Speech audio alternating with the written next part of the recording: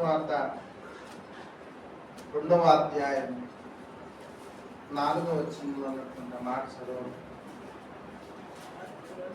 2వ అధ్యాయం 4వ వచనం.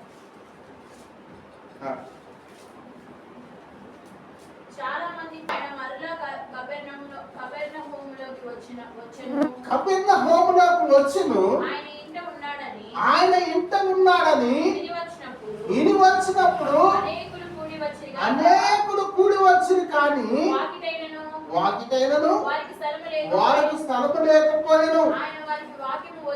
ఆయన వాక్యము బోధించుచుండగా కొందరు పక్షవాయు గల ఒక మనుషుడిని నలుగురు చేత మోయించుకొని ఆయన ఎద్దకు తీసుకొని వచ్చారు.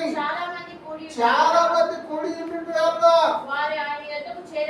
ఆయన ఎద్దకు చేరలేక ఆయన ఉన్న చోటుని పైగా ఇంటి కప్పును ఇప్పి సందు చేసి పక్షవాయు గల వాడిని పరుపుతోనే దింపిరి.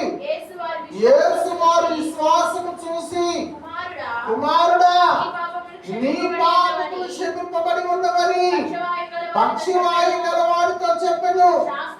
శాస్త్రులలో కూర్చొని వారు ఇతని ఎందుకు చెప్పుచున్నాడు, దేవదూషణ చేస్తున్నాడు కదా.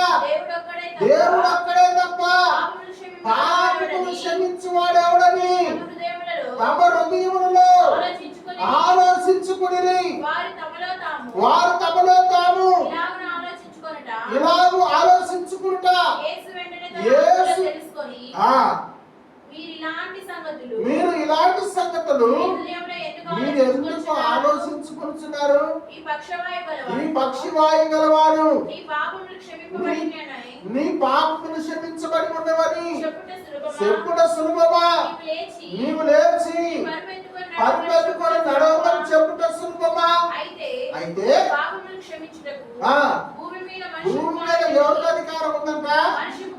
మనిషి కుమారుడికి అధికారం కలదని